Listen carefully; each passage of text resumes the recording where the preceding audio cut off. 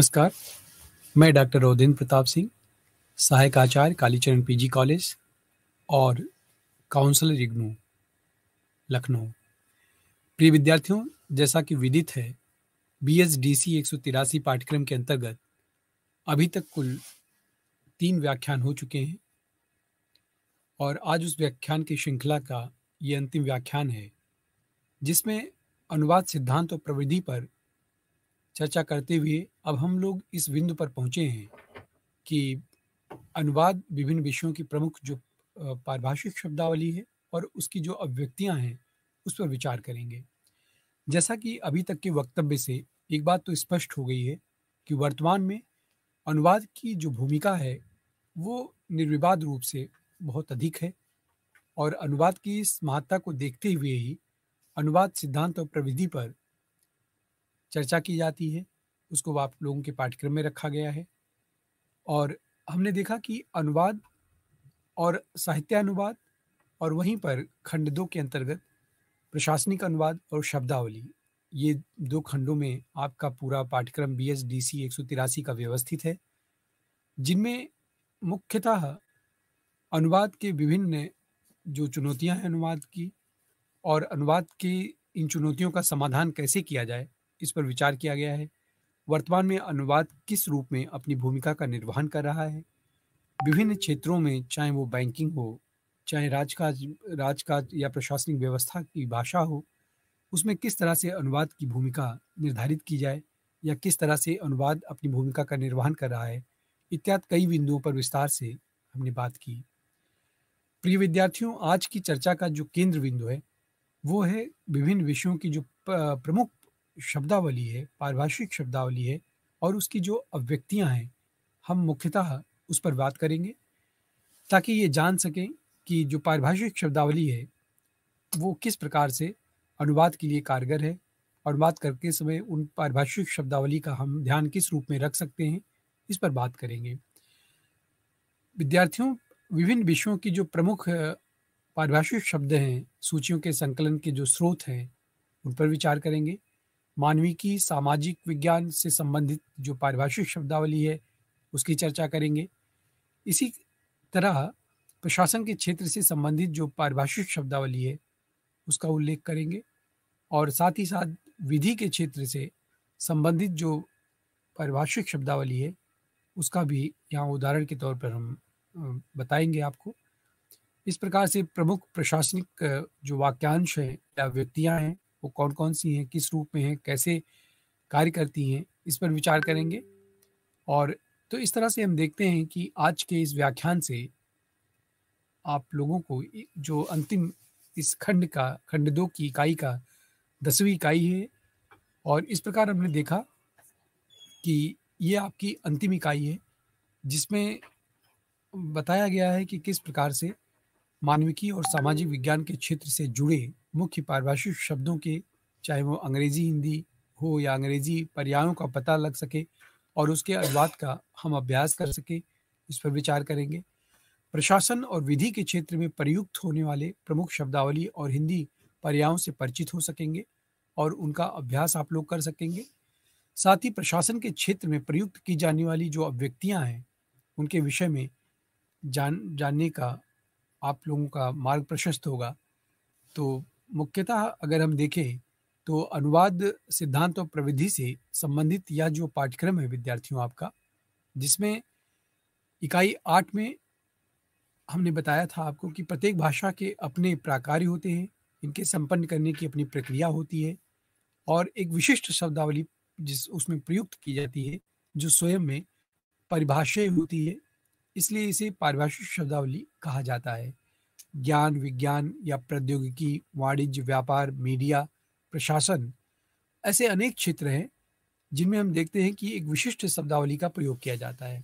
Media की अपनी शब्दावली है, साहित्य की अपनी शब्दावली है, बैंकिंग की अपनी शब्दावली है और नाटक या उपन्यास की अपनी शब्दावली है। तो इतनी विविधता लिए होती है ये शब्दावलियाँ, जिसमें एक अनुवादक के लिए बहुत बड़ी चुनौती होती है कि कैसे वो उन शब्दों का चयन करे। उसे हमेशा एक अनुवाद करते समय नई नई चुनौतियों का सामना करना पड़ता है। ऐसा नहीं होता है कि कोई अनुवादक एक लंबे समय से अनुवाद कर रहा हो और वो किसी भी विषय पर अनुवाद करने को उसको ये दिया जाए तो वो कर लेगा। हर बार उसे अपने अनुवाद की इस प्रक्रिया से गुज़रना पड़ता है, बहुत कठिनाई से उनका सामना करना पड़ता है, उनका स समाधान ढूँढना पड़ता है और हर एक अनुवाद की कड़ी में उसे उसी तरह से मेहनत करनी पड़ती है, जैसे वो अपने प्रारंभिक अनुवादों में किया होता है। इसलिए अनुवाद प्रायः बहुत दुसाध्य कार्य है, बहुत कठिनाई भरा और जोखिम का कार्य है। इसमें अनुवादक उसके मूल अर्थ को बचाए रखने के लिए अथक प्रयास करता है, परिश्रम करता है और विभिन्न सांस्कृतिक पृष्ठभूमियों से अपने को अवगत कराता है, परिचित कराता है, उसका ज्ञान प्राप्त करता है, तदुपरांत कहीं जा कर के वो अनुवाद कर पाता है। ज्ञान विज्ञान हो, प्रौद्योगिकी इत्यादि में हम देखते हैं कि अनुवाद किस प्रकार से अपनी भूमिका का निर्वहन करता है। इसके अलावा मानविकी, सामाजिक विज्ञान, प्रशासन या विधि के क्षेत्र में हम सौ-सौ शब्दावलियों का प्रायः यदि हम आपको अभ्यास कराएँ तो उससे एक अनुमान आपको लग सकेगा कि ये शब्द इन्हीं शब्दों के परिधि में लगभग वो पूरा क्षेत्र समाहित हो जाता है। इसके अलावा प्रशासन के क्षेत्र में व्यवहार में लाई जाने वाली जो विभिन्न अभिव्यक्तियाँ हैं, उनको सूचीबद्ध करना होगा और उनको सूचीबद्ध करके उनका अध्ययन करके और फिर अनुवाद के समय उनका उपयोग करना होगा। इकाइयों में शामिल कुछ प्रमुख पारिभाषिक शब्द होते हैं या अभिव्यक्तियाँ होती हैं, वाक्यांश होते हैं, उनके लिए हिंदी अनुवाद सहित उसमें दिया जाता है। यद्यपि इकाई में अंग्रेजी, हिंदी और भाषा के क्रम में जो भी अनुवाद दिया जाता है, अनुवाद के संदर्भ में समान रूप से उसमें व्यवहार किया जाता है। हम देखें कि विभिन्न विषयों की जो प्रमुख शब्दावली है, पारिभाषिक शब्द हैं, सूचियों के संकलन के मुख्यतः वही स्रोत होते हैं और इन स्रोतों के अभाव में एक अच्छा अनुवाद नहीं हो सकता है, एक अच्छे अनुवाद की कल्पना नहीं की जा सकती है। पारिभाषिक शब शाब्दिक जो निर्माण की प्रक्रिया है, संबंधित विभिन्न विचारधाराओं पर विचार करते हुए स्पष्ट किया जा चुका है कि जो पारिभाषिक शब्दावली है, उसके निर्माण के लिए भारत में स्वतंत्रता से पूर्व और स्वतंत्रता के बाद कई सारे प्रयास किए गए और ये प्रयास वर्तमान में भी लगातार जारी है। व्यक्तिगत स्तर पर भी कई सारे लोगों ने इसका प्रयास किया और संस्थागत स्तर पर भी इसका प्रयास किया गया। किंतु इन मनमाने दृष्टिकोणों को देखें कि एक ही अवधारणा के लिए विभिन्न पारिभाषिक शब्द प्रयोग संबंधी आजकल की स्थिति पैदा कर दी जाती है। इस स्थिति में सुधार के लिए केंद्र सरकार ने वर्ष 1961 में वैज्ञानिक और तकनीकी शब्दावली आयोग का गठन किया था। इसके बाद पारिभाषिक शब्द निर्माण की दिशा में योजनाबद्ध तरीके से आगे बढ़ा गया। आयोग ने जनवरी 1962 से विधिवत रूप से काम प्रारंभ किया था और उनके द्वारा विभिन्न विषयों की जो पारिभाषिक शब्दावलियाँ थीं, वो गढ़ी गई थी, उनका निर्माण किया गया था। आयोग के द्वारा किए गए इस प्रयास को लगातार जारी रखा गया है। वहीं विधि संबंधित जो शब्दावली है हमारे यहाँ, उसकी जो निर्माण की प्रक्रिया है, उसका दायित्व भी भारत सरकार के विभिन्न मंत्रालयों को सौंप दिया गया है कि वह अपने विभाग से संबंधित विभिन्न प्रकार के शब्दों को गढ़ें, उनका निर्माण करें, ताकि उन पारिभाषिक शब्दावलियों के माध्यम से कहीं अर्थ की द्वैता की स्थिति न उत्पन्न हो, अर्थ को ग्रहण करने में दुविधा और अर्थ का अनर्थ पाठक या श्रोता को न प्राप्त हो, इसका बहुत ध्यान रखा गया है। वैज्ञानिक और तकनीकी शब्दावली आयोग की जो पारिभाषिक शब्दावली है, उसके निर्माण के क्षेत्र में आधारकारिता मुख्यतः इसी पर है। शिक्षा हुआ, प्रशासन हुआ आदि विभिन्न क्षेत्रों में आयोग द्वारा जो निर्मित मानक हैं, शब्दावली प्रयोग की ही हर जगह प्रयोग की बाध्यता उसमें निर्धारित की जाती है। इसके अलावा भारतीय स्तर पर पारिभाषिक शब्द व्यवहार में अनेक रूपता की स्थिति बनी रह गई है और इस अनेक रूपता को बनाए रखने के लिए बहुत सारा प्रयास किया जाता है। समय समय पर इसमें काफ़ी सुधार किया जाता है ताकि उन शब्दों का जो शब्द निर्मित किए गए हैं, जो शब्द नए गढ़े गए हैं पारिभाषिक तौर पर, उनके सही सही अर्थ पाठक तक पहुंच सके, इसका विशेष ध्यान रखा गया है। इन विषमताओं को दूर करने के लिए उच्चतम न्यायालय ने अपने निर्णय में अखिल भारतीय स्तर पर आयोग के द्वारा निर्धारित पारिभाषिक शब्दों के प्रयोग की अनिवार्यता स्थापित की है और मानक पारिभाषिक शब्दावली के प्रयोग की जो वांछनीयता थी, एकरूपता और समानता की दृष्टि से ये अनिवार्यता सार्थक भी है। इसीलिए पारिभाषिक शब्द सूचियों के आयोग की अगर हम देखें जो शब्दावलियाँ हैं, उस आधार पर उन्हें संपादित किया गया है, जिनमें हम देखते हैं कि बृहद पारिभाषिक शब्द संग्रह तैयार किया गया है, प्रशासनिक शब्दावली का निर्माण किया गया है। वहीं विधि संबंधी पारिभाषिक शब्दों की सूची तैयार करते समय विधि मंत्रालय द्वारा प्रशासनिक विधि शब्दावली को आधार बना करके उनका निर्माण किया गया है। इस प्रकार हम देखते हैं कि पारिभाषिक जो शब्दावली है उसके जो निर्माण की प्रक्रिया है वो सतत रूप से जारी है। वर्तमान में भी भारत सरकार के द्वारा निर्देशित शर्तों पर ये कार्य आगे बढ़ रहा है। विभिन्न प्रकार की शब्दावलियों या शब्द संग्रहों के संशोधित संस्करण निकालकर शब्द सूचियों को बहुत ही अद्यतन किया जा रहा है। उनको सुधार करके बहुत प्रासंगिक बनाया जा रहा है।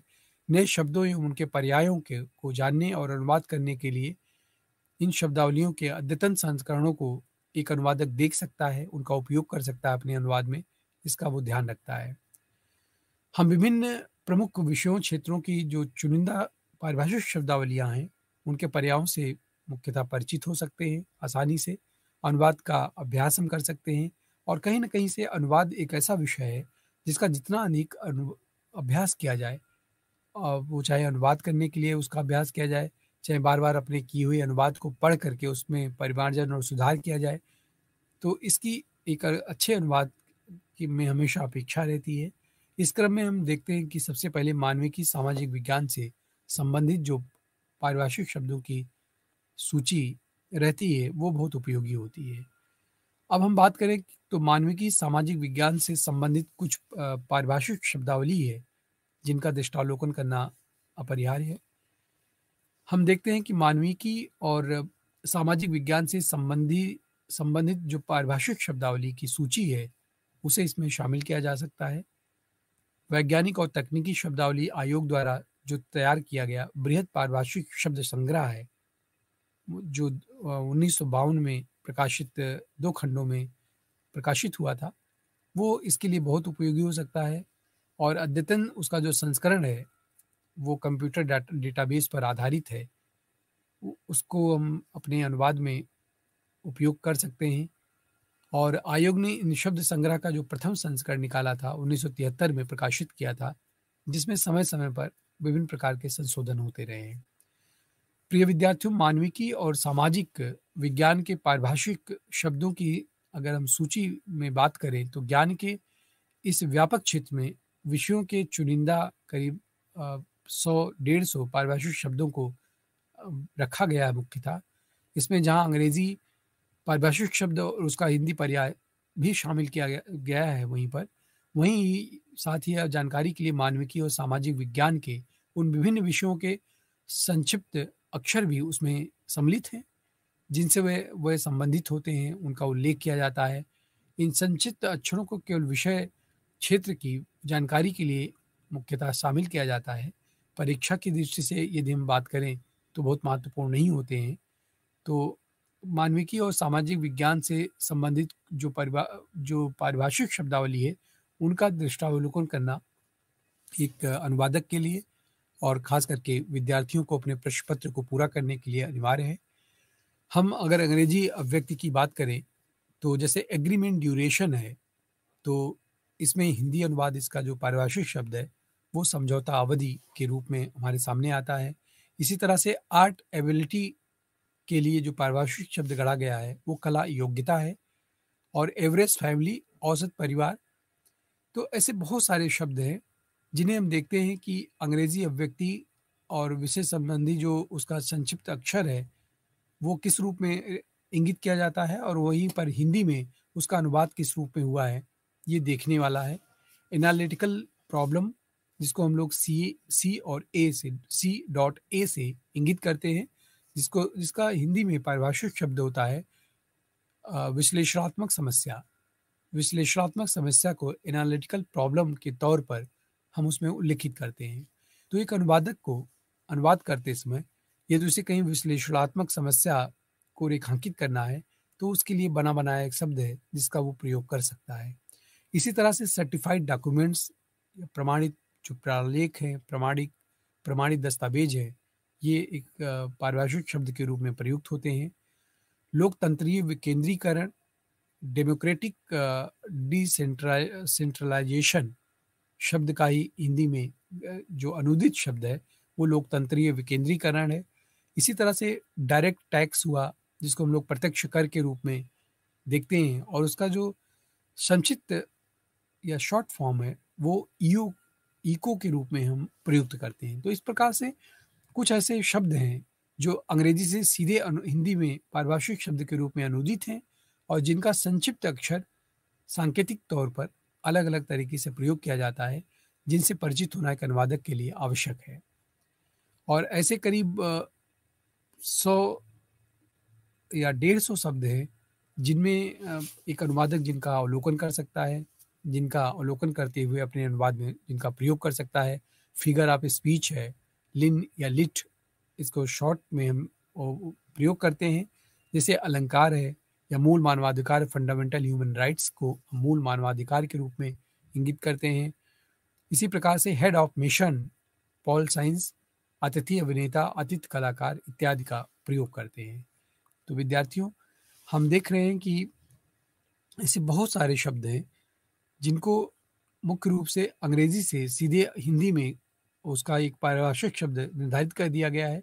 जब भी ऐसे शब्द आते हैं तो हमें हमेशा उन्हीं शब्दों को उनके समानांतर रखना पड़ता है, और जिसका एक अनुवादक को ध्यान देना बहुत आवश्यक है। तो प्रिय विद्यार्थियों, आप इसमें देखेंगे कि ऐसे हमारे पास कुछ कुल मिलाकर करीब 100 शब्द हैं जिनका अवलोकन आप कर सकते हैं विद्यार्थियों। जैसे क्वार्टरली जर्नल है, त्रैमासिक पत्रिका के लिए हम क्वार्टरली जर्नल का उपयोग करते हैं। सुरक्षा उपाय है, सेफ्टी मेजर है, या आत्मसम्मान है, सेल्फ रिस्पेक्ट है, उच्चारण प्रशिक्षण है, स्पीच ट्रेनिंग है। तो इस प्रकार के कुछ एकदम निर्धारित शब्द हैं जिनका हम देखते हैं कि इनका प्रयोग होता है, पारिभाषिक शब्दों के रूप में होता है। और इसी प्रकार से जो यूज्ड एब्रीविएशन है, यानी कि प्रयुक्त संक्षिप्त अक्षर है, उनसे भी परिचित होना एक अनुवादक के लिए आवश्यक है। हम देखते हैं कि एडीएम को, एडमिनिस्ट्रेशन को हम एडीएम बोल देते हैं यूज्ड एब्रीविएशन के रूप में हम उसका अगर देखें। इसी प्रकार से वाणिज्य को सीओएम कॉम बोल देते हैं, या शिक्षा को एजू बोल देते हैं एडीयू, और ललित कलाओं को एफए, फाइन आर्ट्स को एफए के रूप में हम प्रयोग करके काम चला लेते हैं। इसी तरह से फॉकलोर हुआ, लोक वार्ता हुआ, या लोक गाथा हुआ, जिसको फॉक के तौर पर हम देखते हैं। तो ऐसे प्रयुक्त संक्षिप्ताक्षर हैं जिनका प्रयोग प्रायः हमें होता हुआ दिखाई देता है। इन संक्षिप्त अक्षरों से भी हमारा परिचय होना आवश्यक है। हिस्ट्री को हम लोग हिस एच आई एस से काम चलाते हैं। पुस्तकालय विज्ञान को, लाइब्रेरी साइंस को हम लोग LIV के रूप में प्रयुक्त करते हैं। ऐसे प्रायः बहुत सारे शब्द हैं जिनका हम संक्षिप्त रूप भी देखते हैं और जिनका पारिभाषिक शब्दावली के रूप में भी हम शब्दों को देखते हैं, जिनसे परिचित होना एक अनुवादक के लिए बहुत अनिवार्य है। तो इस प्रकार से ये जो पारिभाषिक शब्द हैं उनका अनुवाद में अभ्यास करना एक अनुवादक के लिए अपरिहार्य है, और मैं समझता हूँ कि एक अनुवादक इन पारिभाषिक शब्दावलियों से जरूर परिचित होता है, उनका अध्ययन करता है, उनका अभ्यास करता है, तब कहीं विद्यार्थियों, हम देखते हैं कि मानविकी और सामाजिक विज्ञान से संबंधित जो पारिभाषिक शब्द हैं, उनके जो हिंदी पर्याय हैं, उनका उनका अभ्यास करना और उनका अभ्यास करके उन प्रशासनिक और शब्दों को, पारिभाषिक शब्दों को कंठस्थ करना एक अनुवादक के लिए आवश्यक है, और एक अनुवादक इसका ध्यान रखता है, उन शब्दों को कंठस्थ करता है और उनका अनुवाद करते समय प्रयोग करता है। अब हम देखें कि प्रशासन के क्षेत्र से संबंधित जो पारिभाषिक शब्दावली है वो किस रूप में है और उनका उपयोग कैसे होता है, ये विचारणीय है। प्रशासनिक शब्दावली की एक लंबी सूची है जिन्हें वैज्ञानिक और तकनीकी शब्दावली आयोग की प्रशासनिक शब्दावली के अंग्रेजी हिंदी शब्द संग्रह के आधार पर पहले तैयार किया गया था। आयोग ने इस शब्दावली को अंग्रेजी हिंदी और हिंदी अंग्रेजी शब्दावली के अनुसार अलग अलग प्रकाशित किया था। प्रशासन के क्षेत्र में इस शब्दावली की बहुत मांग है, और हम देखें कि प्रशासन के क्षेत्र में शब्दावली के स्तर पर दिनों दिन बढ़ोतरी होती रही है। यही कारण है कि लगातार अद्यतन उसे करने की आवश्यकता महसूस की जाती रही है। इस आवश्यकता को पूरा करने के लिए आयोग ने शब्द संग्रह को नियमित रूप से संशोधित परिवर्धित करना जरूरी समझा और हम देखते हैं कि वर्ष 2016 में प्रशासनिक शब्दावली अंग्रेजी हिंदी के 8 संशोधित और पुनः मुद्रित संस्करण अभी तक प्रकाशित हो चुके हैं और प्रशासनिक शब्दावली को वर्ष 2016 की इस शब्दावली के आधार पर तैयार किया गया था और इस सूची में प्रशासन के क्षेत्र में करीब 100 प्रशासनिक शब्द और उसके हिंदी पर्याय देखे जा सकते हैं और इन शब्दों को एक अनुवादक देखता है, इनको सीखता है, इनका अभ्यास करता है, इनका प्रयोग करता है, तब कहीं जाकर के वो एक उम्दा अनुवाद कर पाता है। प्रशासन के क्षेत्र से संबंधित जो पारिभाषिक शब्दावली है, उन पर ध्यान दे देना आवश्यक है। जैसे हिंदी में कुछ पारिभाषिक शब्द चलते हैं, औसत व्यय या नियुक्ति पत्र, तदर्थ पदोन्नति, विनिमय पत्र, वर्गीकृत विज्ञापन, कुटीर उद्योग और आंकड़ा बैंक प्रशासन, पुण्यतिथि, विभागीय अनुबंधी, ये कुछ ऐसे शब्द हैं जिनका प्रायः प्रयोग होता है। उभरता बाजार या संपादन मंडल, तो ये गढ़े हुए कुछ पारिभाषिक शब्द हैं जिनका प्रयोग एक अनुवादक करता ही करता है। अनिवार्य सेवा हुआ, विनिमय दर हुआ या खाद्य प्रसंस्करण उद्योग हुआ, पूर्णकालिक रोजगार हुआ, अनिवार्य सेवा, प्रवेश परीक्षा, तो ये ऐसे शब्द हैं जिनका प्रयोग एक अनुवादक करता ही करता है, इन्हें सीखता ही सीखता है और इन पारिभाषिक शब्दों की खास बात यह है कि इन्हें एक बार ज्यों का त्यों याद कर लेने से, ध्यान दे देने से इनको अनुवाद करने में, इन शब्दों के प्रयोग में बड़ी सहूलियत होती है। इन शब्दों में आयोजन समिति हुआ या नामित सदस्य हुआ, अनिवासी भारतीय हुआ, लाभ का पद या शारीरिक प्रशिक्षण, त्रैमासिक विवरणी या उद्धरण चिन्ह, ये कुछ ऐसे शब्द हैं जो सीधे अंग्रेजी के समानांतर अंग्रेजी में पारिभाषिक रूप में गढ़े गए हैं। पारिभाषिक शब्दावली में ज़्यादातर वही शब्द हैं जिनको हमने सीधे सीधे अंग्रेजी से हिंदी में उनके समानांतर निर्मित किया है, उनका निर्माण किया है।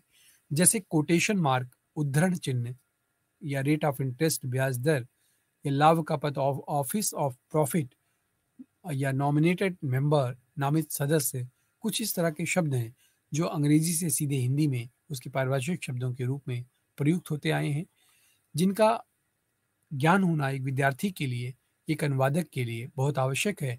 इन उदाहरणों के माध्यम से आप अपने प्रश्न को सही तरीके से कर सकेंगे। कई ऐसे शब्द हैं जैसे शून्य सहनशीलता हुआ, पूर्णकालिक कर्मचारी हुआ, कार्यानुभव हुआ, आंचलिक समन्वय हुआ, ये कुछ अंग्रेजी के जिनमें जोनल कोऑर्डिनेशन, आंचलिक समन्वय या जीरो टॉलरेंस, शून्य सहनशीलता, तो ये कुछ बने बने अप्रोप्रिएट शब्द हैं जो पारिभाषिक रूप में गढ़े गए हैं अंग्रेजी अभिव्यक्ति के रूप में, हम जिनके समानांतर एक हिंदी का शब्द उसके समानांतर रखे हैं। विद्यार्थियों, विधि के क्षेत्र में यदि हम विचार करें तो संबंधित पारिभाषिक शब्दावलियों की यहाँ भी आवश्यकता है और कई ऐसे शब्द हैं जो विधि के क्षेत्र में पारिभाषिक शब्द के रूप में प्रयुक्त होते हैं, इनका अवलोकन करना आवश्यक है। विधि के क्षेत्र से संबंधित जो पारिभाषिक शब्दावली है, उनके संकलन संपादन के लिए भारत सरकार के विधि मंत्रालय ने विधायी विभाग द्वारा तैयार की गई विधि शब्दावली के वर्ष 2001 में प्रकाशित संस्करण को मुख्यतः आधार बनाया है। विधि शब्दावली का 6ठा संस्करण अब तक प्रकाशित हो चुका है। विधि शब्दावली का जो पहला संस्करण प्रकाशित हुआ था वो सन 1970 ईस्वी में हुआ था। इसके बाद लगातार इसका संशोधित संस्करण प्रकाशित होता रहा, जिनमें क्रमशः यदि हम अवलोकन करें तो 1979, 83, 88, 92 कुल 5 संशोधित संस्करण अब तक प्रकाशित हो चुके हैं और विधि शब्दावली का वर्ष 2001 के बाद संभवतः कोई नया संस्करण प्रकाशित नहीं हुआ है। इसीलिए इसी संस्करण के आधार पर पारिभाषिक शब्दावली की सूची तैयार की गई है और इस सूची का अवलोकन करना एक विद्यार्थी के लिए, एक अनुवादक के लिए, एक शिक्षक के लिए भी आवश्यक है, क्योंकि इस सूची को देखने के बाद ही वह विधि के क्षेत्र की उस शब्दावली से, पारिभाषिक शब्दावली से परिचित हो सकेगा जिनका प्रायः वह उपयोग देखता है, प्रयोग देखता है और जिनका वो स्वयं में भी ज़रूरत पड़ने पर जिनका उपयोग या प्रयोग कर सकता है। शब्द सूची में विधि संबंधी करीब 100 पारिभाषिक शब्द दिए गए हैं। इन शब्दों को भी अंग्रेजी पारिभाषिक शब्द और उसके पर्याय के रूप में लिया जाता है। विधि से संबंधित यदि हम पारिभाषिक शब्दावली पर दृष्टिपात करें तो कुछ प्रमुख शब्द हैं जिनको हम देख सकते हैं, जैसे स्पष्ट बहुमत। अब स्पष्ट बहुमत के लिए एब्सोल्यूट मेजॉरिटी शब्द का प्रयोग होता है अंग्रेजी में।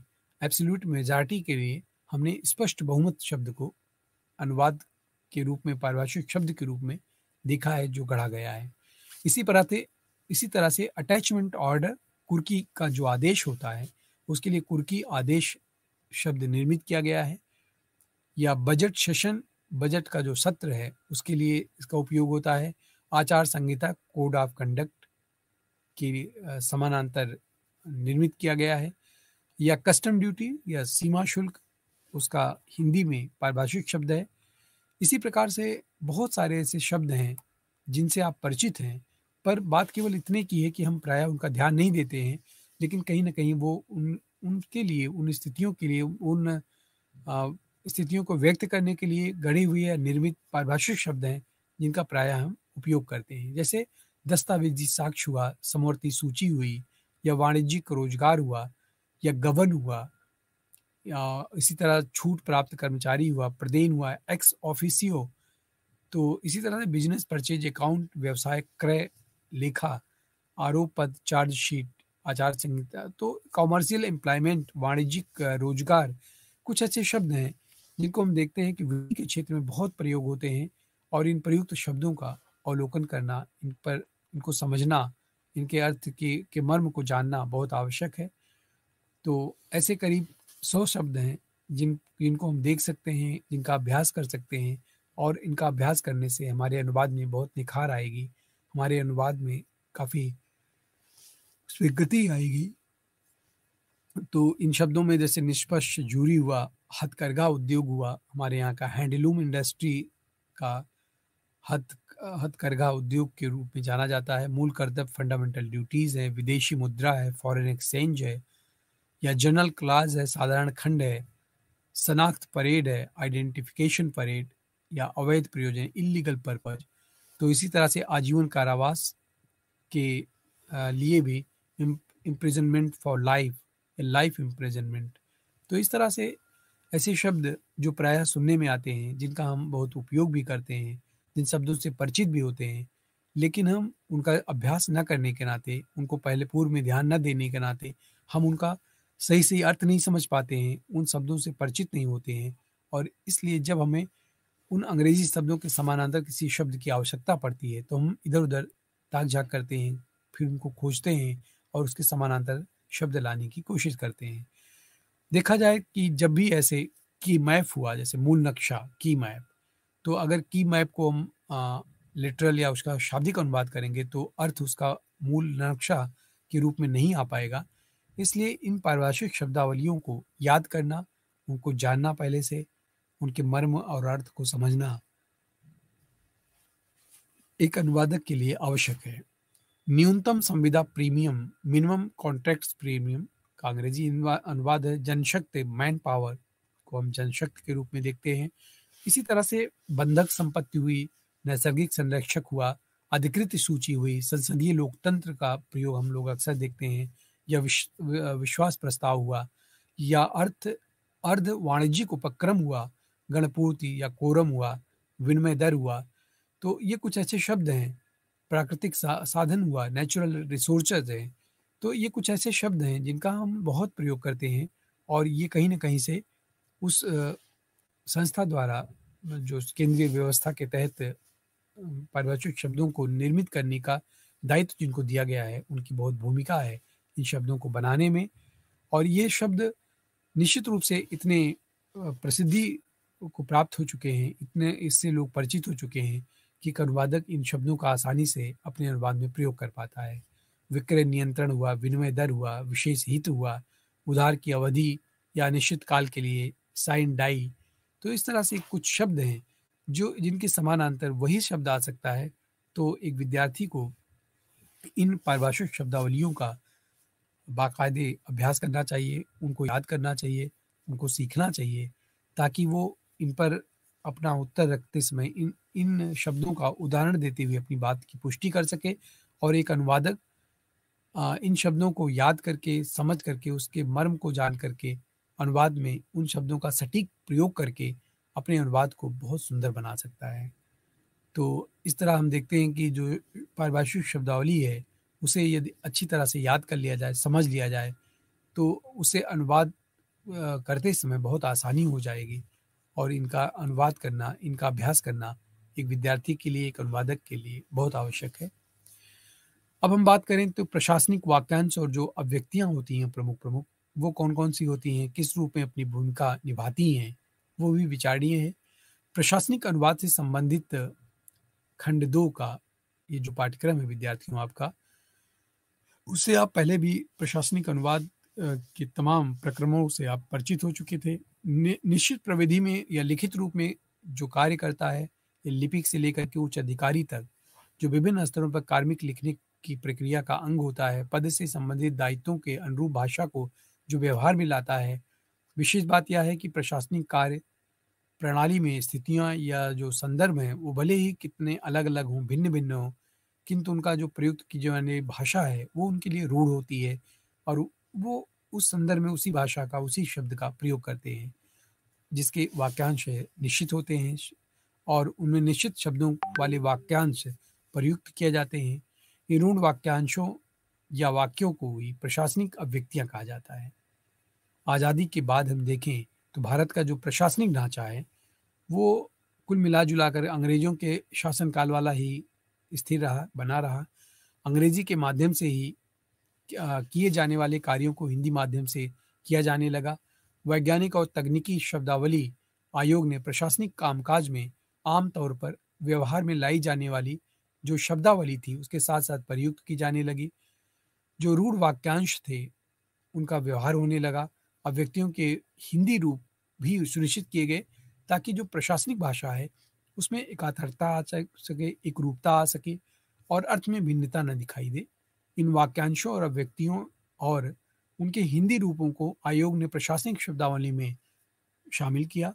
इसी शब्दावली के आधार पर करीब 100 वाक्यांशों या अभिव्यक्तियों और उनके हिंदी अनुवाद को भी तैयार किया गया। उनकी एक विधिवत सूची बनाई गई और उस सूची का अवलोकन करना एक विद्यार्थी के लिए, एक अनुवादक के लिए ज़रूरी है।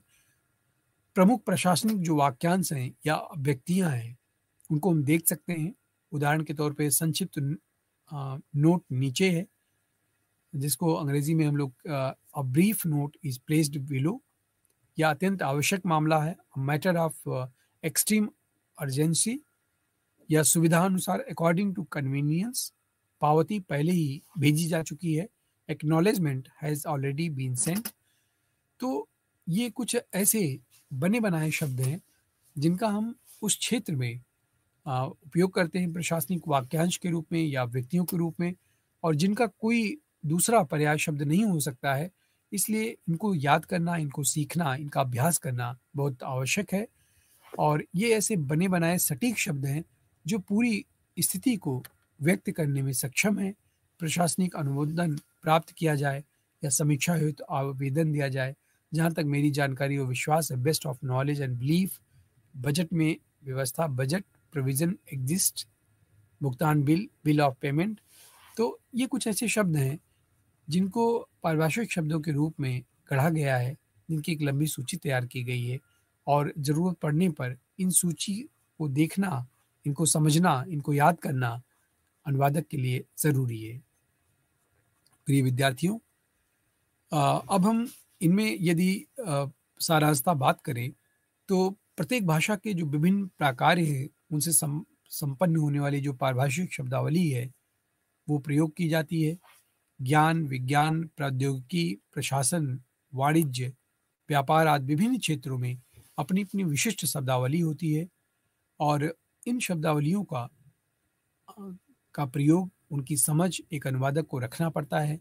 सामाजिक, मानविकी, विज्ञान या प्रशासन और विधि के क्षेत्र में जो पारिभाषिक शब्दावली है, वाक्यांश हैं, अभिव्यक्तियाँ हैं और हिंदी उनके जो पर्याय हैं, उनको कंठस्थ करना होगा।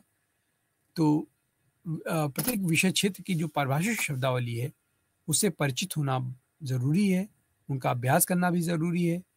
तो जब एक अनुवादक स्वयं को जाँच करके, स्वयं को परख करके, स्वयं को इसके लिए तैयार करने की प्रक्रिया से गुज़र करके अनुवाद करता है, तो निस्संदेह वह अनुवाद बहुत अच्छा होता है। पारिभाषिक शब्दावली निर्माण के क्षेत्र में वैज्ञानिक और तकनीकी शब्दावली आयोग की आधारकारिता है।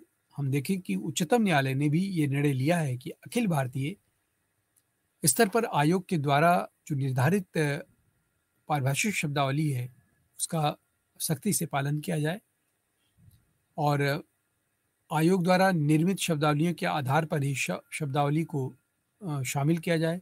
विधि के क्षेत्र में इसी शब्दावली को व्यवहार में लाया जाए और हम देखते हैं कि पारिभाषिक शब्दावली निर्माण सतत रूप से जारी रखने की प्रक्रिया चल रही है। इसीलिए इनके संशोधित संस्करण निकाले जाने की आवश्यकता हमेशा बनी रहती है। नए शब्द और उनके पर्यायों को जानने के लिए शब्दावलियों के अद्यतन संस्करणों को एक अनुवादक को देखना पड़ता है। मानविकी, सामाजिक विज्ञान या प्रशासन विधि के क्षेत्र में पारिभाषिक शब्द और उनके प्रशासनिक वाक्यांश या व्यक्तियाँ हिंदी अनुवाद से दिए रहते हैं, उनका अध्ययन करना चाहिए। शब्दावली को अंग्रेजी हिंदी भाषा के क्रम में प्रस्तुत किया गया होता है और हिंदी अंग्रेजी अनुवाद के संदर्भ में समान रूप से व्यवहार में लाया जाता है। तो इस तरह से हम देखें कि इनका प्रयोग एक अनुवादक कर सकता है। कुछ उपयोगी पुस्तकें हैं विद्यार्थियों, जिनको आप देख सकते हैं, पढ़ सकते हैं इस संदर्भ में, जिनमें प्रशासनिक शब्दावली है, वैज्ञानिक और तकनीकी शब्दावली आयोग द्वारा प्रकाशित है नई Delhi, glossary of administrative terms के नाम से। विधि शब्दावली है, इसे भी आप लोग देख सकते हैं, या बृहद पारिभाषिक शब्द संग्रह है जो 2 खंडों में प्रकाशित है और ये भी मानव संसाधन विकास मंत्रालय, भारत सरकार, नई दिल्ली द्वारा प्रकाशित है। तो ये कुछ ऐसी पुस्तकें हैं जिनमें आपको अनुवाद की एक लंबी सूची प्राप्त हो जाएगी और इन सूचियों का अवलोकन करने से आपका जो अनुवाद करने की क्षमता है वो बहुत बढ़ेगी और इनका विधिवत यदि आप अभ्यास करते हैं तो आप किसी भी कृति का, किसी भी सामग्री का एक बेहतर अनुवाद कर सकते हैं, क्योंकि ये ऐसे कुछ शब्द होते हैं जिनका कोई समानांतर दूसरा शब्द नहीं होता है। इसलिए इन शब्दों का अभ्यास करना, उनको दोहराना और उनसे कुछ सीखने का उपक्रम करना, ये लगातार हमें करना चाहिए। ऐसे देखिए जो शब्द हैं हिंदी में अगर देखें तो आपने देखा कि प्रस्ताव का औचित्य क्या है, जस्टिफिकेशन ऑफ द प्रपोजल, या मंजूर किया जाए, मे बी सैंक्शन, बकाया बिल, हमें खेद है कि, वी रिग्रेट दैट। तो ये कुछ बने बनाए शब्द हैं जिनका हम लोग इस रूप में उपयोग कर सकते हैं। तो प्रिय विद्यार्थियों, यदि हम देखें तो विधि के क्षेत्र में, प्रशासन के क्षेत्र में इन पारिभाषिक शब्दावलियों का विशेष उपयोग होता है, इनका विशेष महत्व होता है और इन शब्दावलियों को केवल कंठस्थ करना पर्याप्त नहीं होगा। इन शब्दों के मर्म तक पहुंचना, इनका ज्यों का त्यों उपयोग करना और इनका सही उपयोग करना, ये तभी संभव हो पाएगा जब इसके लिए हम पहले से सतर्क हों। जैसा कि हमने अभी अपनी विस्तार से व्याख्यानों में हमने इस बात का उल्लेख किया था कि अनुवाद करना वास्तव में बहुत कठिन प्रक्रिया है। एक अनुवादक को हमेशा सतर्क रहना पड़ता है। एक अनुवादक को हमेशा न केवल शब्दों के अर्थ को जानना पड़ता है, बल्कि उसके मूल अर्थ को, मूल मर्म को भी समझना पड़ता है, उसकी सांस्कृतिक पृष्ठभूमि को भी जानना पड़ता है और उसके विभिन्न शब्दों के पर्यायों की समझ भी उसको रखनी पड़ती है। कब कौन सा शब्द कहाँ पर उपयुक्त होगा, इसकी एक बेहतरीन समझ उसके भीतर होनी होती है। तो एक अनुवादक के तौर पर यदि आप देखेंगे तो अनुवाद, वर्तमान का जो युग है वो अनुवाद का युग है और बाजार यदि कहीं टिक पा रहा है या बाजारवाद को जो बढ़ावा मिल रहा है, उसमें भी अनुवाद अपनी महती भूमिका का निर्वहन करता है। ये तभी संभव हो पाता है कि हम अमेरिका की कोई न्यूज़ हो, कोई समाचार हो, जिसको तत्क्षण हम प्राप्त कर लेते हैं और अन्य देशों से प्राप्त बहुत सारी औषधियाँ हैं, बहुत सारे ऐसे अच्छे विचार हैं, बहुत सारी ऐसी पुस्तकें हैं, जिनका अध्ययन हम कर पाते हैं, अपने ज्ञान को बढ़ा पाते हैं और ये सब कुछ तभी संभव हो पाता है जब हमें एक बेहतर अनुवाद के माध्यम से उन कृतियों से परिचय हो पाता है, उनका हम अध्ययन कर पाते हैं। तो इसलिए पारिभाषिक शब्दावली के दृष्टि से देखें तो भारत सरकार के आयोग द्वारा निर्मित ये जो नए शब्द हैं, जो पारिभाषिक शब्द गढ़े गए हैं, वो निसंदेह बहुत उपयोगी हैं और ख़ास करके कम समय में समय को बचाते हुए एक अनुवादक इन शब्दों का अभ्यास कर लेता है और अभ्यास करके इनका सही-सही अपना प्रयोग कर पाता है। तो इसलिए अनुवादक को इन पारिभाषिक शब्दावलियों की पूरी सूची को ढंग से पढ़ना चाहिए, उनका अभ्यास करना चाहिए और इनका अभ्यास करके ही वह इनसे सही से परिचित हो सकता है। तो विद्यार्थियों, बीएसडीसी 183 के अंतर्गत अनुवाद का जो प्रशासनिक क्षेत्र है अनुवाद का या विधि के क्षेत्र में प्रयुक्त जो अनुवाद की पारिभाषिक शब्दावलियां हैं, वो हमने देखा कि कितना महत्व रखती हैं और इनके महत्व को देखते हुए ही इनका अध्ययन करना उसी स्तर से बहुत गंभीरतापूर्वक करना चाहिए और यदि हम इनका सही-सही अवलोकन करेंगे, तभी हम इनका अनुवाद कर सकेंगे। इस संदर्भ में हम देखें कि अनुवाद सिद्धांत और प्रविधि से संबंधित कई सारी ऐसी पुस्तकें हैं, जिनका आप अध्ययन कर सकते हैं, जिनमें अनुवाद विज्ञान की भूमिका प्रोफेसर कृष्ण कुमार गोस्वामी जी द्वारा राजकमल प्रकाशन नई दिल्ली से प्रकाशित है। इसके माध्यम से आप अनुवाद सिद्धांत और उसकी समस्याएं या प्रविधि संबंधी जो तमाम तरह की चुनौतियां हैं, उसका अध्ययन कर सकते हैं। अनुवाद विज्ञान सिद्धांत और अनुप्रयोग डॉक्टर नगेंद्र द्वारा संपादित पुस्तक है, जो हिंदी माध्यम कार्यान्वयन निदेशालय दिल्ली विश्वविद्यालय नई दिल्ली द्वारा प्रकाशित है। इसी प्रकार कुछ पुस्तकों को हम देख सकते हैं कि अनुवाद प्रक्रिया और परिदृश्य है, डॉक्टर रीता रानी पालीवाल जी की। वाणी प्रकाशन नई दिल्ली ने इसको प्रकाशित किया था 2009 में। तो आप इन पुस्तकों का भी अध्ययन कर सकते हैं और इनके माध्यम से आप ठीक-ठीक अनुवाद को समझ सकते हैं। अनुवाद का विभिन्न क्षेत्रों में जो पारिभाषिक शब्दावलियाँ हैं, उसका ज्ञान प्राप्त कर सकते हैं। तो इनका अध्ययन करना, इन पुस्तकों का अध्ययन करना एक विद्यार्थी के लिए बहुत आवश्यक हो जाता है। अनुवाद की प्रविधि और उसके सिद्धांत से यदि हम भली-भाँति परिचित होना चाहते हैं, तो हमें इन पुस्तकों का अध्ययन करना ज़रूरी है। प्रशासनिक शब्दावलियों का जो संदर्भ होता है, उसे भी आप देख सकते हैं। प्रशासनिक भाषा और प्रक्रिया की समझ हम अपनी विकसित कर सकते हैं। प्रशासनिक पत्राचार का जो अनुभव है, उसमें भी कई सारी ऐसी बातें होती हैं जो ध्यान देने योग्य हैं, जिनका हमें ध्यान देना चाहिए और उनका ध्यान देते हुए ही हम एक अच्छे अनुवाद को देख सकते हैं, कर सकते हैं। तो विद्यार्थियों, इस तरह से आप प्रशासनिक अनुवाद, चाहे वो विधि के क्षेत्र में हो या पत्राचार का अनुवाद हो, इसमें जो पारिभाषिक शब्दावलियाँ हैं, उनका अवलोकन कितना आवश्यक होता है, ये हमने इस व्याख्यान में आपको लगा होगा कि इनका अध्ययन करना कितना ज़रूरी है। तो इस प्रकार विद्यार्थियों, यदि हम देखें तो सबसे पहले आपको अनुवाद की जो महत्वपूर्ण प्रक्रियाएँ हैं, उनसे परिचित होना होगा और बिना उनसे परिचित हुए हम उनका सही-सही सटीक अनुवाद नहीं कर सकते हैं। तो इस तरह से अनुवाद कि विभिन्न रूपों में अपनी भूमिका का ठीक-ठीक निर्वहन करता है, उससे हम परिचित होते हैं।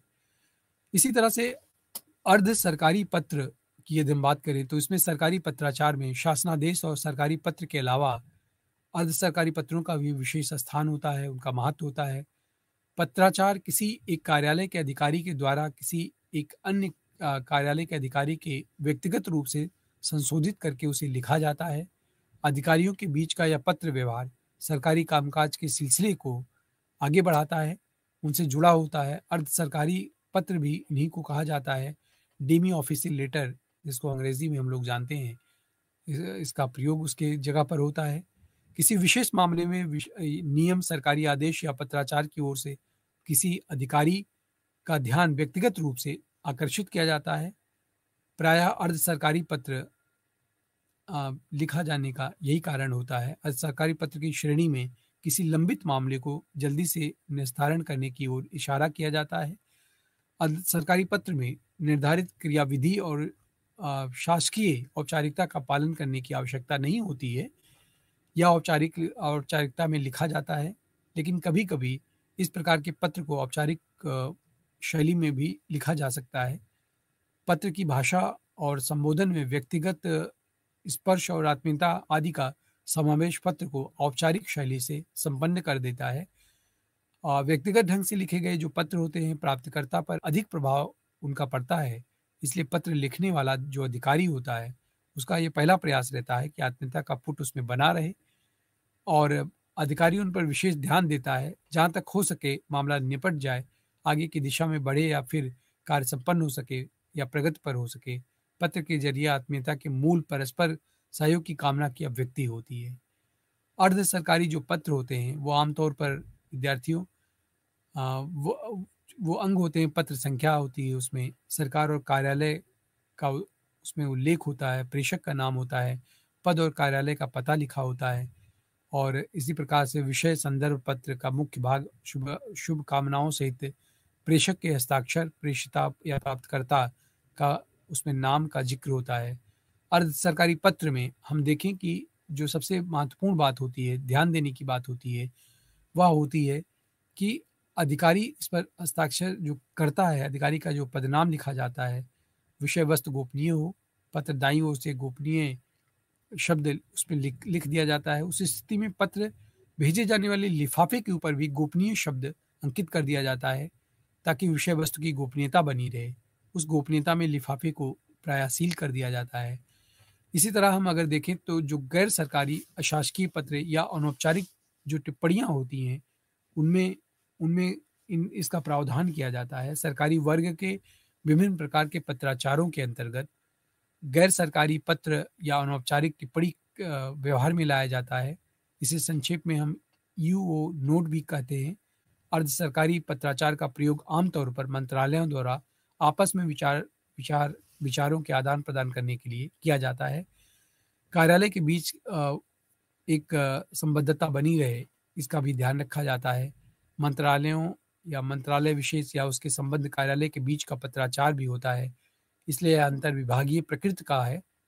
इसकी अंतर विभागीयता के कारण इसे अंतर विभागीय टिप्पणी भी कहा जाता है। इंटर डिपार्टमेंटल नोट के रूप में भी हम इसे देखते हैं। तो इस प्रकार से जो पत्राचार का एक प्रकार है, भले ही वह अनौपचारिक प्रतीक हो, किंतु यह सरकारी कामकाज का ही हिस्सा होता है। जब शासन के सचिवालय के किसी एक विभाग या अनुभाग के द्वारा किसी विषय विशेष के बारे में कोई आवश्यक सूचना दी जाती है, तो उसमें ये निर्देश दिया जाता है या देने हो या उसके लिए विभाग को जिस प्रकार पत्र लिखा जाता है, वह गैर सरकारी पत्र कहा जाता है। इसे शासकीय पत्र भी कहा जाता है। इस तरह से प्रशासनिक पत्राचार का जो अनुवाद है, वो बहुत जटिल प्रक्रिया है। उसमें प्रशासनिक पत्राचार में हम देखते हैं कि उसमें एक निर्धारित शब्दावली होती है, जिसमें वो पत्राचार करना पड़ता है। तो इसका एक अनुवादक को ध्यान रखना पड़ता है। अर्ध सरकारी पत्राचार का जो प्रयोग है, आमतौर पर मंत्रालयों द्वारा आपस में या फिर किसी एक मंत्रालय को उसके संबद्ध कार्यालय के बीच किया जाता है। किसी प्रस्ताव पर या अन्य मंत्रालयों या एक ही मंत्रालय के विभिन्न विभागों के किसी विशिष्ट विषय या प्रस्ताव पर विचार किया जाता है। सुझाव या टीका टिप्पणी आदि उसमें प्रदान की जाती है। किसी विषय पर विशेषज्ञ या सक्षम विभाग या अथवा अधिकारी से उसमें परामर्श किया जाता है, सुझाव दिया जाता है। सम्मति और विचार या टीका टिप्पणी निर्देशों का स्पष्टीकरण उसमें किया जाता है। तो आवश्यकता पड़ने पर इसे व्यवहार में लाया भी जाता है। इसके अतिरिक्त हम देखें कि कोई सूचना हो, कामकाज कागज पत्र मंगवाने के लिए भी पत्राचार के इस तरीके का उपयोग किया जाता है सरकारी व्यवस्था संस्थाओं द्वारा। तो सारांशतः हम देखें तो कह सकते हैं कि उन विषयों पर आधारित जो टिप्पणियाँ होती हैं, उनके विशेषज्ञ से सुझाव मांगे जाते हैं कि वो अपना सुझाव दें और उस सुझाव आ जाने के बाद ही उनका आगे कार्यान्वयन होता है। किसी सचिवालय में अनुभाग द्वारा विभाग परस्पर संबद्ध होते हैं। गैर सरकारी पत्रों में पत्राचार संबंधी वैसी औपचारिकता का निर्वाह नहीं किया जाता है जैसा कि सरकारी पत्रों में किया जाता है। अन्य प्रकार के पत्रों में यह अपेक्षित होता है। गैर सरकारी प्रकार के पत्रों की जो रूपरेखा होती है, वो लगभग अर्ध सरकारी पत्रों की तरह ही होती है, किंतु इसमें अर्ध सरकारी पत्रों की तरह की जैसी आत्मीयता या अनौपचारिकता नहीं होती है। इस तरह का पत्राचार फाइल पर टिप्पणी करना या लिखकर उसी को मंत्रालय कार्यालय भेज दिया जाता है या फिर अपने आप में पूर्ण टिप्पणी या नोट बनाकर भेजा जाता है। मूलतः टिप्पणी पर केंद्रित होने के कारण इसे औपचारिक टिप्पणी यानी कि अनऑफिशियल नोट यूओ नोट भी कहा जाता है शॉर्ट में। पत्र संख्या का उल्लेख भी इसमें किया जाता है। पत्र में अ सा अर्ध सरकारी के स्थान पर गै सा यानी कि गैर सरकारी उसमें लिख दिया जाता है। इसके अलावा पत्र में संशोधन का प्रयोग किया जाता है। इसके स्थान पर उस विभाग या अनुभाग का उल्लेख रहता है जिससे अपेक्षित जानकारी हासिल हो जाती है। विभाग के नाम के तुरंत बाद किसी और औपचारिकता के सीधे जो मुख्य विषय है उसको लिख दिया जाता है। इसी अनौपचारिकता का निर्वाह करते समय पत्र के अंत में हम बहुधीय लिखते हैं या आपका या जैसे किसी भी प्रकार के आदर सम्मान सूचक शब्दों का प्रयोग करते हैं। उसके स्थान पर केवल प्रेषक या संबंधित अधिकारी के हस्ताक्षर, पद या विभाग का हम उल्लेख कर देते हैं।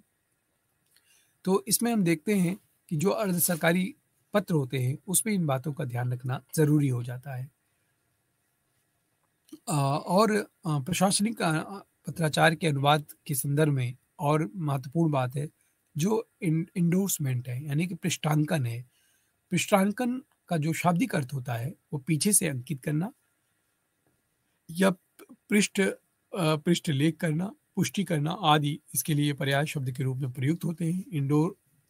इंडोर्समेंट का अर्थ है an act of writing on the back of a note, bill and other written instrument.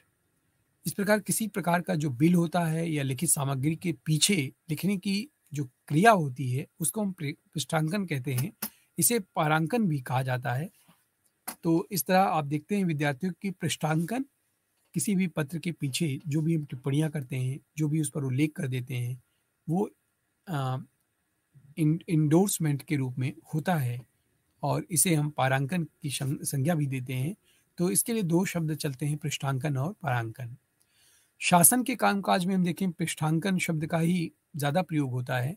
कार्यालय साहित्य के संदर्भ में कहा जा सकता है कि जब शासकीय पत्राचार में किसी पत्र की हस्त प्रतिलिपि सूचना, मार्गदर्शन या किसी प्रकार की कार्रवाई की सूचना होती है तो उत्तर देने या शीघ्र अनुपालन करने या टीका टिप्पणी आदि के एक से अधिक व्यक्तियों को भेजी जाती है तो उसके लिए पृष्ठांकन शब्द का प्रयोग किया जाता है।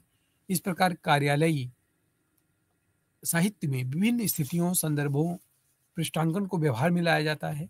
जैसे जब कोई पत्र अथवा कागज की मूल प्रेषक को वापस करने या प्रेषिता के अतिरिक्त जब किसी अन्य विभाग को पत्रादि की प्रतिलिप हम भेजते हैं या जब उसकी सूचना देते हैं या कोई टीका टिप्पणी करते हैं या निस्तारण के लिए किसी प्रकार किसी मंत्रालय या संबद्ध अधीनस्थ कार्यालय को मूल रूप में या उसकी प्रति भेजते हैं या प्रशासनिक मंत्रालयों द्वारा दी गई वित्तीय जो मंजूरियां होती हैं, प्रतिलिपियां भी होती हैं, लेखा जोखा परीक्षण अधिकारियों के पास भेजने के लिए जब हम भेजते हैं तो उस समय पृष्ठांकन करना पड़ता है। तो पृष्ठांकन विद्यार्थियों तभी संभव है जब कोई पत्रादि को अथवा निर्धारित प्रारूप वाले पत्राचार, सरकारी पत्र हो या अर्ध सरकारी हो या शासकीय टिप्पणी आदि पर केंद्रित पत्र हो पर हम पृष्ठांकन करके प्रेषित करते हैं और यह तभी संभव हो पाता है। इसके अलावा पृष्ठांकन कार्यालय आदेश या कार्यालय ज्ञापन या अधिसूचना पर पत्र, संकल्प, प्रेस विज्ञप्ति आदि के मूल या प्रतिरूप में भी पृष्ठांकित करके भेजा जा सकता है जहां पर पृष्ठांकन की आवश्यकता होती है। इसके अतिरिक्त हम देखते हैं कि जो सर्वाधिक ध्यान देने वाली बात है वो मूल पत्र की है। प्रति राज्य सरकार को जो भेजी जाती है तब मूल पत्रार्थ का पृष्ठांकन नहीं किया जाता है, बल्कि इसके लिए उसके स्थान पर आमतौर पर जिसका प्रयोग किया जाता है उसका हम ध्यान रखते हैं। तो प्रिय विद्यार्थियों, मूल पत्र में अधोलेख के बाद हस्ताक्षर या पदनाम उसमें लिखा जाना आवश्यक होता है। शेषन प्रतियों में पृष्ठांकन के लिए हम नीचे हस्ताक्षर करते हैं और हस्ताक्षर करने के बाद ही उसका पृष्ठांकन करते हैं।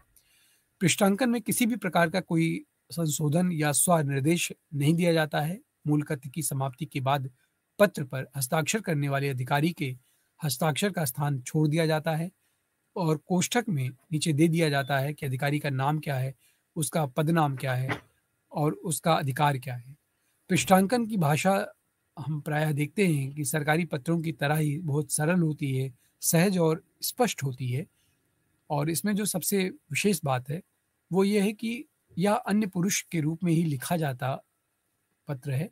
मूल पत्र में पृष्ठांकन करने के दो तरीके होते हैं। एक तो होता है कि जब मूल पत्र पर हम नीचे लिखकर जैसे कोई एक प्रति या जिस पत्र का उत्तर उसकी प्रतिलिपि के रूप में उसमें उद्धृत कर देते हैं, दूसरा होता है सूचना या संदर्भ या आवश्यक कार्रवाई उत्तर शीघ्र अनुपालन के लिए भेज दिया जाता है। अलग से उसका मसौदा तैयार किया जाता है, उसके पृष्ठांकन की व्यवस्था की जाती है, पृथक पृष्ठांकन का रूप उसमें दिखाई देता है। तो प्रिय विद्यार्थियों, इस तरह से पृष्ठांकन का अपना महत्व होता है। इसी प्रकार से रिमाइंडर शब्द का काफ़ी प्रयोग चलता है। प्रशासनिक पत्राचार के अनुवाद में हम देखते हैं कि अनुस्मारक, अनुस्मारक शब्द प्रायः उसी का पारिभाषिक शब्द है रिमाइंडर का। इसे स्मरण पत्र भी कहा जाता है। अनुस्मारक स्वयं में कोई पत्राचार का प्रारूप नहीं होता है या किसी अन्य पत्राचार पर आधारित भी नहीं होता है। स्मरण दिलाने वाला या पत्र मात्र होता है या किसी रुके हुए पत्र आदि को याद दिलाते हुए उसके प्रयोग में लाए जाने का अनुरोध किया जाता है इसमें। इसके अतिरिक्त इसमें प्रशासनिक कामकाज में अनुस्मारक का भी एक प्रारूप हमें देखने को मिलता है। इसके अलावा अलग से ये विचार किया जाता है कि इसमें अनुस्मारक के माध्यम से उसमें गति लाई जा सके। तो विद्यार्थियों, हम देखते हैं कि जब कोई संबंधित मंत्रालय या विभाग आदि अपेक्षित अवधि के भीतर उस कार्य को नहीं संपन्न करता है, तो पत्रादि का जवाब देने, भेजने, दिलाने के लिए उसे अनुस्मारक पत्र भेजना पड़ता है। इसके अलावा यदि कोई फाइल या टिप्पणी पर कार्रवाई नहीं की जाती है, फिर कोई प्रतिवेदन या मांगी गई जानकारी अपेक्षित समय तक नहीं पहुंच पाती है, तो उसके लिए अनुस्मारक को पत्र भेजना पड़ता है।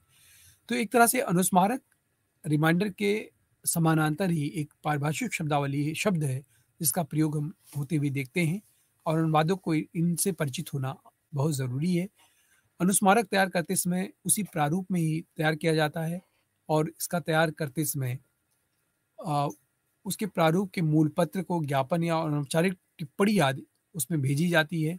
सरकारी पत्र का सरकारी पत्र जैसा अनुस्मारक, अर्ध सरकारी पत्र का अर्ध सरकारी पत्र जैसा अनुस्मारक, ज्ञापन का ज्ञापन जैसा अनुस्मारक, उसमें विषय वस्तु को फिर से प्रस्तुत करने की कोशिश की गई होती है। केवल उसमें याद दिलाना नहीं होता है, बल्कि पूरे विषय को पुनः एक नए सिरे से उसमें लिख करके प्रस्तुत किया जाता है और इसका लेकिन ध्यान रखा जाता है कि इसका जो आकार हो बृहद न होने पाए, क्योंकि ये एक रिमाइंडर या अनुस्मारक के तौर पर ही भेजा गया पत्र होता है। हम देखें कि अनुस्मारक भेजने पर भी कार्रवाई यदि नहीं होती है, तो फिर निश्चित समय या अंतराल में दूसरा, तीसरा आदि अनुस्मारक भेजा जाता है। यदि एक से अधिक अनुस्मारक भेजे जाते हैं, तो संबोधित का जो ध्यान है वो आकर्षित करने के लिए उस पर सबसे ऊपर दाईं ओर तीसरा अनुस्मारक लिखा जाता है। कई बार जब पत्र और अनेक प्रकार के स्मरण पत्र भेजने पर संबंधित विभाग से वांछित उत्तर नहीं मिलता है, तो मामले के महत्व को समझते हुए अर्ध सरकारी पत्र के रूप में भी अनुस्मारक भेजा जाता है। प्रिय विद्यार्थियों, सरकारी वर्ग के पत्रों के अंतर्गत शामिल जो शासनादेश होता है, सरकारी पत्र या अर्ध सरकारी पत्र या गैर सरकारी पत्र, अनौपचारिक पत्र, टिप्पणी, अनुस्मारक, पृष्ठांकन या अन्य आधारित जो पत्राचार होते हैं, उनमें इनका ध्यान रखा जाता है। विज्ञप्ति वर्ग के पत्र के रूप में देखें तो उसमें भी परिपत्र हुआ, ज्ञापन हुआ, कार्यालय ज्ञापन हुआ या कार्यालय आदेश हुआ, अधिसूचना हुआ, संकल्प, प्रेस विज्ञप्ति आदि आते हैं। ये सरकारी निर्णयों की जानकारी देने वाले पत्र होते हैं और इसमें प्रेषक या प्रेषिता या संबोधन और स्वनिर्देश नहीं दिए गए होते हैं, तो इनका इनका भी विचार किया जाना चाहिए। जिनमें परिपत्र है, यह एक तरह का देखें तो सरकारी पत्र व्यवहार में परिपत्र, सर्कुलर एक महत्वपूर्ण माध्यम होता है। परिपत्र के जरिए विभिन्न मंत्रालयों या विभागों में अपने अधीन कार्यालयों, संकलन आदि का उसमें ध्यान रखा जाता है। तो इस प्रकार से हम लोग देखते हैं विद्यार्थियों कि जो पत्राचार के रूप में जो अनुवाद आता है, वो उसकी विभिन्न श्रेणियां हैं, बहुत व्यापक क्षेत्र है उसका, जिसको एक अनुवादक को ध्यान रखना पड़ता है और इन विभिन्न क्षेत्रों में प्रयोग किए जाने वाली शब्दावली का प्रायः वो अधिक ध्यान रखता है। तो इस प्रकार से आज के इस व्याख्यान में हमने देखा कि जो प्रशासनिक अनुवाद के विभिन्न क्षेत्र हैं, चाहे वो विधि का हो, चाहे वो पत्राचार का हो, तो ये बहुत बड़ा दायरा है इसका, जिसका अभ्यास करके, जिसका लगातार जिसका ध्यान दे करके ही हम उसे सीख सकते हैं। तो आज के इस व्याख्यान को प्रिय विद्यार्थियों हम यहीं विराम देते हैं और आज BHDC 183 का यह पाठ्यक्रम यहीं पर समाप्त होता है। इसी के साथ बहुत बहुत धन्यवाद। नमस्कार।